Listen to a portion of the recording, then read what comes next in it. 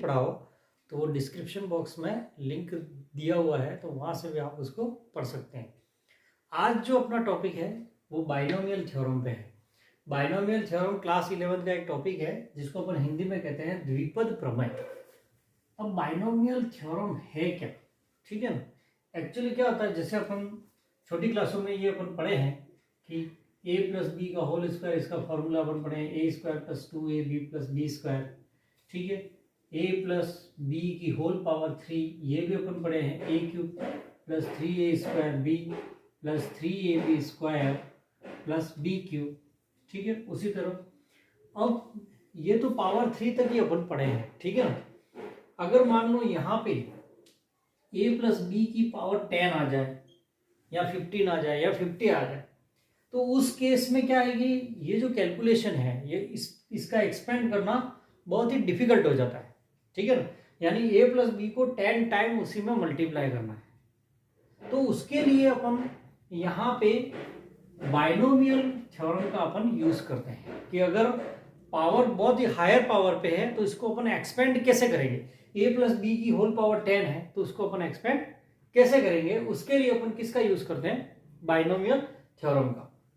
अब binomial theorem में suppose अपन यहां पे देखते हैं, देखो a प्लस बी की पावर अगर 0 है तो अगर किसी भी नंबर की पावर 0 है तो मीन्स 1 आया, ठीक है ना। अब यहां पे अगर a प्लस बी की होल पावर में 1 लेता हूं तो 1 पावर है, यानी a प्लस बी ही लिखना है। उसी तरह अगर मैं a प्लस बी का होल स्क्वायर लिखता हूं तो यहां पे क्या आएगा, a square plus 2ab plus B square आ जाएगा, ठीक है। उसी तरह अगर मैं लेता हूं a प्लस बी की होल पावर 3 तो यहाँ पे क्या आ जाएगा, a cube plus 3a square b plus 3ab square plus B cube, ठीक है। इस तरह से आ जाएगा। अगर अपन a प्लस बी की पावर 4 ले तो इसका एक्सपेंशन क्या होगा, तो इसका क्या होगा, a raise to power 4 plus 4 a cube b plus 6 a square b square plus 4 a b cube plus b 4, ये होता है। उस तरह से ये आता जाता है, ठीक है ना। अब आगे अपन और हायर करना चाहें तो फिर इसमें वापस ये जो है इसमें a प्लस बी का आप मल्टीप्लाई करो तो a plus B raise to power 5 आ जाएगा। फिर जो a plus B raise to power 5 आएगा उसमें फिर वापस a प्लस बी का मल्टीप्लाई करोगे तो a plus B raise to power 6 आ जाएगा। उस तरह से ये आता जाता है, लेकिन ये कैलकुलेशन बहुत धीरे धीरे क्या होती है, टफ होती जाती है। तो अब अपन बाइनोमियल थ्योरम कैसे बनाएंगे, यहाँ पे देखो फॉर्मूला कॉन्सेप्ट क्या है। अब यहाँ देखो अगर आप अपन ने ये जो लिखा है उसके अगर मैं कोफिशिएंट गिनूं, कोफिशिएंट का मतलब ये 1, यहाँ पे a का कोफिशिएंट 1, यहाँ पे 1, यहाँ पे कुछ नहीं है तो 1, यहाँ 2 है यहाँ 1 कर दो, यहाँ 1 3 यहाँ पे कुछ नहीं है तो 1 मान लिया, फिर यहाँ पे 1, यहाँ 4 है, यहाँ 6 है, यहाँ 4 है, यहाँ कुछ नहीं है तो 1। अब अगर मैं इसको पैटर्न से लिखूं, जैसे यहाँ पे लिखूं मैं, यहाँ पे पावर एक तरफ मैं लिखता हूँ पावर या इंडेक्स जो भी है, और एक तरफ मैं लिखता हूं यहाँ पे कोफिशिएंट यानी गुणांक। गुणांक क्या क्या आ रहा है, ठीक है। अगर इसको अपन रीड करें, जैसे पावर ये 0, ये इंडेक्स है, जब 0 पावर है तो कोफिशिएंट क्या है, ओनली 1, क्योंकि इसका आंसर 1 ही आता है तो 1 ही होगा। अब जब पावर अगर 1 है तो कोफिशिएंट क्या आ रहा है, 1 1 आ रहा है, 1 1। फिर 2 है, जब पावर 2 है तो 2 पे क्या आ रहा है, 1 2 1। जब पावर 3 है मीन्स 3 पावर पे क्या आ रहा है कोफिशिएंट, 1 3 3 1, यानी 1 3 3 1। जब पावर 4 है तो क्या कोफिशिएंट आ रहा है, 1 4 6 4 1, यानी 1 4 6 4 1 एंड सो ऑन। ये इस तरह से चल रहा है। अब यहां आप देखोगे कि ये जो पैटर्न चल रहा है ये एक तरह का ट्राइंगुलर पैटर्न है। यहाँ पे इस पैटर्न की विशेषता है इसमें, ठीक है। इस पैटर्न में क्या विशेषता है, जो हर एक नेक्स्ट नंबर आ रहा है, नेक्स्ट जो कोफिशिएंट है वो 11 से मल्टीप्लिकेशन आ रहा है, 11 का मल्टीप्लाई आ रहा है। यहां फिर अपन यूं कह सकते हैं, जैसे 1 है तो 1 का 1 और 1 1 लिख दिया। अब यहां पे क्या किया, देखो कॉर्नर 1 ऐसे लिखा, 1 और 1 2 होते हैं, 2 यहाँ पे लिया और ये 1 ऐसे ऐसे लिख दिया। फिर वापस देखो 1 और 1, 1 का 1 एज इट इज, यहाँ पे 1 और 2 3 होते हैं, फिर 2 और 1 अगेन 3 होते हैं, 1 का 1 हो गया। ठीक है, अगेन आप देखो 1 का 1 कॉर्नर वाले एज इट इज लिख दिए। अब यहाँ देखो 1 + 3 = 4, 3 + 3 = 6, 3 + 1 = 4। तो एक फिक्स पैटर्न चल रहा है यहाँ पे। तो ये जो पैटर्न है अपने पास, इसको अपन कहते हैं पास्कल ट्राइंगल। ठीक है, ये एक तरह का क्या बना, पास्कल ट्राइंगल बना। इसके आगे भी अपन कोफिशिएंट इसी तरह से इस वे में निकाल सकते हैं। अगर अपन ने नहीं लिखा मान लो तो 5 है, तो 5 तो देखो 1 का 1 कर दो, 1 4 5, 4 6 10, 6 4 10, 1 4 5 एंड 1 का 1, इस तरह से अपन निकाल सकते हैं। यानी अगर a + b की होल पावर 5 करें तो आपको कोफिशिएंट ये लिखने हैं 1 5 10 10 5 1। ठीक है, तो उसके अकॉर्डिंग क्या लिखेंगे देखो। और दूसरी चीज ये होती है कि जितनी पावर है हर एक टर्म में, जैसे इसकी यहां पे इसको अपन ने एक्सपेंड किया तो यहाँ 4 टर्म आई, 1 2 3 और 4। ठीक है, यानी जितनी पावर होगी उससे एक ज्यादा टर्म आएगी।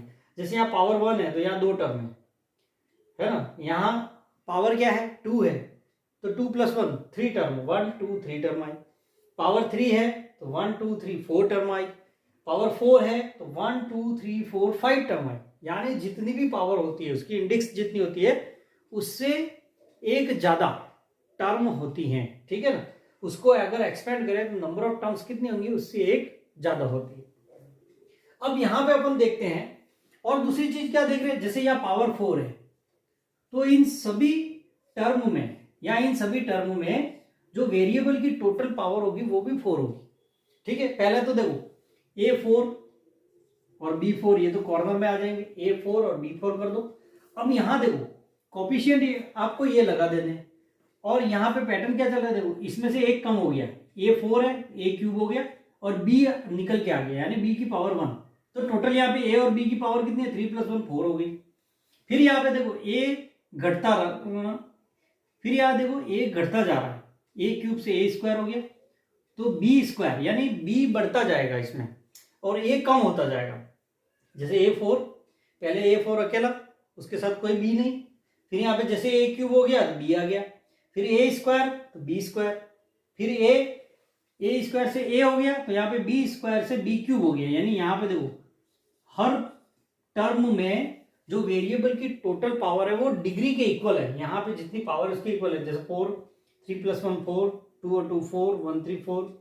ठीक है, तो ये पैटर्न एक तरह से ये चलता है। तो इसको अपन अगर सिंपल A + B की पावर 5 तक अपन कर सकते हैं या 6 तक कर सकते हैं, तो उसको करने के लिए भी ये पैटर्न फॉलो करना पड़ेगा आपको। जैसे कहा जाए कि A + B की पावर आप 7 लिखो तो 7 लिखने के लिए आपको ये पूरा पैटर्न लिखना पड़ेगा और 7 पावर पे जो कोफिशिएंट आ रहे हैं उसके अकॉर्डिंग आप एक्सपेंड करोगे, तो वो बहुत लंबा प्रोसेस होता है। उसके लिए एक बाइनोमियल थ्योरम है, अगर अपन देखें तो बाइनोमियल थ्योरम है, उसका यूज किया हुआ है।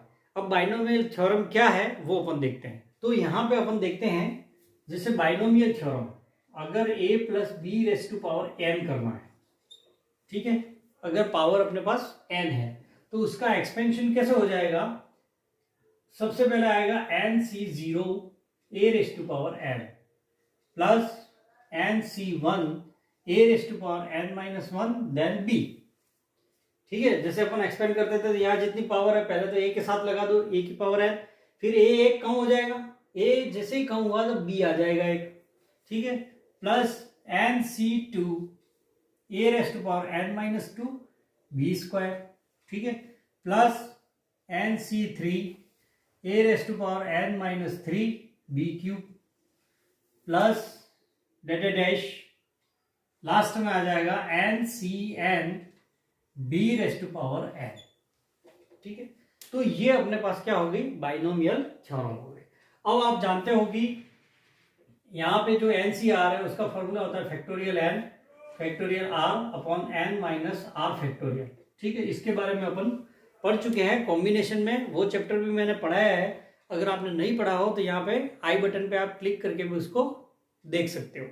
ठीक है, यहाँ डिस्क्रिप्शन बॉक्स में मैंने उसका लिंक दिया हुआ है, तो वहां से भी आप देख सकते हो। अब कॉम्बिनेशन, जैसे यहां पे ये ध्यान रखना है कि NC0 और NCN, NC0 is equal to NCN होगा, ठीक है, और दोनों की वैल्यू क्या होगी, 1 होगी। अगर आप इस फॉर्मूले में वैल्यू रखोगे तो 1 वो आ जाएगा। यहाँ पे 4C1 और 4C3 इन दोनों की वैल्यू हमेशा क्या होगी, सेम होगी, ठीक है। यहाँ पे क्यों सेम होगी कि जब कभी भी ये नीचे जो R है 1 + 3 इन दोनों को ऐड करने पर ये टोटल ऊपर वाला नंबर आ जाता है, तो इन दोनों की वैल्यू सेम होती है। जैसे 4C1 तो इन दोनों का डिफरेंस यहाँ पे लगा दिया अपन ने, 4C3 कर दिया, तो इन दोनों की वैल्यू सेम होती है, इस फॉर्मूले के अकॉर्डिंग होती है। इसी फॉर्मूले में अगर यहाँ पे मैं b = -b से इसको रिप्लेस कर दूं तो क्या होगा, ठीक है ना। सपोज इसको मैंने b = -b कर दिया, यानी a - b की होल पावर n, इसका फॉर्मूला हमें बनाना है। तो हमने +b को -b से रिप्लेस करना है, तो फॉर्मूला यही रहेगा। तो जहां पे भी b है वहां पे आप क्या कर दो, -b कर दो। तो फॉर्मूला क्या बन जाएगा, NC0 a⁻n plus NC1 an-1, यहाँ पे -b लिख दो, b की जगह -b, plus NC2 a⁻n-2 -b⁻2 plus dash, उसी तरह से प्लस आ जाएगा यहाँ पे NCN, ठीक है ना, यहाँ पे आ जाएगा डैश प्लस NCN -b⁻n। अब आप देखो यहाँ पे अपन जानते हैं कि अगर कोई भी नेगेटिव टर्म है और इसकी पावर ओड है यानी विषम है तो माइनस आएगा, और अगर इवन है तो वो प्लस हो जाएगा। यानी ये जितनी भी इवन टर्म है ये वाली वो क्या हो जाएंगी, प्लस में आएंगी। लेकिन ये माइनस, देखो ये माइनस आगे आ जाएगा, मीन्स NC0, तो NC0 क्या होता है, 1 ही होता है, तो इसको अपन यूं भी लिख सकते हैं a⁻n। अब ये माइनस आगे आ गया तो -NC1, अगर यहाँ फॉर्मूले में देखें तो यहाँ अपन इसको लगा ही देते हैं, ठीक है, a⁻n-1 b। अब यहाँ देखो -b का स्क्वायर b स्क्वायर ही होता है, प्लस ये पॉजिटिव हो जाएगा तो यहाँ पे प्लस रहेगा। NC2 an-2, यहाँ पे b स्क्वायर हो गया, प्लस उसी तरह जो आगे टर्म होगी वो माइनस आएगी, ठीक है ना, क्योंकि यहाँ पे आगे टर्म में क्या आएगा, -b3, तो वो नेगेटिव हो जाएगा। तब ऐसा आएगा NC3 an-3 b3, इस तरह से आ जाएगा डैश प्लस यहाँ पे क्या करेंगे अपन, -1 है तो ये माइनस बाहर निकाल देंगे, तो -1 की पावर n, इसको अपन अलग लिख देते हैं, -1 की पावर n NCN b⁻n। अब यहाँ पे ये जो लास्ट टर्म है वो n पे डिपेंड करेगा कि n अगर इवन है कि ओड है। अगर मान लो ओड है, विषम है, तो यहाँ पे ये लास्ट टर्म नेगेटिव हो जाएगी, और अगर इवन है तो वो पॉजिटिव हो जाएगी। इस तरह से अपन कोई भी फॉर्मूले अगर बना सकते हैं। यहाँ पे सपोज यहाँ 1 कर दो, 1 + x, तो यहाँ a की जगह 1 रख देना और b की जगह x रख देना, तो 1 + x⁻n का फॉर्मूला बन जाएगा, ठीक है ना। अब आगे इसमें अपन पढ़ते हैं जनरल टर्म। जनरल टर्म, इसकी जनरल टर्म कैसे अपन फाइंड करें, यानी जनरल टर्म का फॉर्मूला कैसे बनता है। जनरल टर्म का मतलब अगर बीच में से पूछ लिया आपको कि x + y⁻20 की 15th टर्म फाइंड करो, यानी इसकी 15 नंबर की टर्म कौन सी होगी, वो सीधा अपन को पूछ लिया कि इसका अगर एक्सपेंड करें तो 15th टर्म कौन सी होगी, ठीक है ना। तो उसको कहते हैं अपन जनरल टर्म। जनरल टर्म का मतलब डायरेक्टली अपन रैंडमली कोई भी टर्म निकाल सकते हैं कि भाई इसका तीसरा पद ये होगा, पांचवा पद ये होगा, छठा टर्म ये होगा, तो डायरेक्ट अपन निकाल सकते हैं विदाउट एक्सपेंड। तो अपन देखो यहाँ पे जनरल टर्म का फॉर्मूला निकालने के लिए अपन क्या करते हैं, देखो ये पूरी एक टर्म है, इसका अगर एक्सपेंड किया तो ये एक टर्म, ये सेकंड टर्म, ये थर्ड टर्म, ये फोर्थ टर्म, ठीक है, और ये क्या है n+1 टर्म होगी।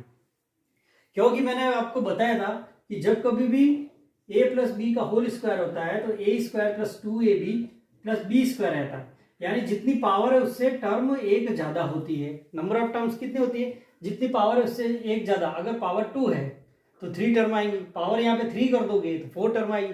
तो उसी तरह यहाँ पे अगर n लिखा हुआ है तो इसमें टोटल टर्म होंगी n+1 टर्म, ठीक है। जैसे मान लो अगर यहाँ पावर 20 है तो उसको अपन एक्सपेंड करेंगे, विस्तार करेंगे, तो 21 टर्म आएंगी, ठीक है ना उसमें। अब जनरल टर्म निकालने के लिए देखो, इसको मान लो आप T1 टर्म को अपन T1, पहली टर्म T1 है, ये T2 है, ये T3 है, ये T4 है, ठीक है ना। उसी तरह और ये है Tn+1, n+1 टर्म, यानी ये लास्ट टर्म, ठीक है।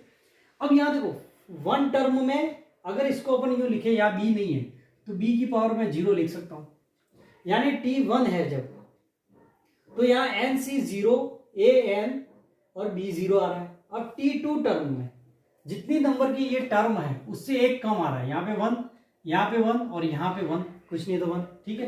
अब आप थर्ड टर्म देखो, थर्ड टर्म में यहाँ क्या आ रहा है, 2 2 2 आ रहा है।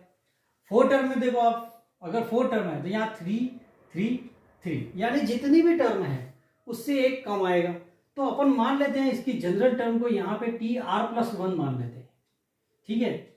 या फिर पहले यहाँ पे सपोज मैंने इस टर्म में यहाँ लिख दिया तो R+1 टर्म, तो उससे एक कम, ठीक है ना, फॉर्मूले के अकॉर्डिंग। तो यहाँ पे फॉर्मूला क्या हो जाएगा, NCR, R+1 टर्म का फॉर्मूला ये, ठीक है ना।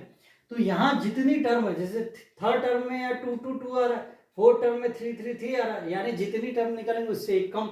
तो मैंने इसको सुविधा के लिए R+1 अपन मानते हैं, ताकि यहाँ पे हमें R+1 से एक कम यानी R, ठीक है ना, R ही लिखना पड़ेगा। तो यहाँ पे NCR A, यहाँ पे लिख देंगे n-r, a की पावर n-r, और यहाँ b⁻r, बिकॉज ये n-2 का 2 और ये 20 का, ये तीनों सेम होते, ठीक है ना। तो ये अपने जनरल टर्म का फॉर्मूला बन गया। किसी भी बाइनोमियल एक्सपेंशन में अपन जनरल टर्म, अगर रैंडमली टर्म निकालनी है तो आप ये फॉर्मूला लगा सकते हो।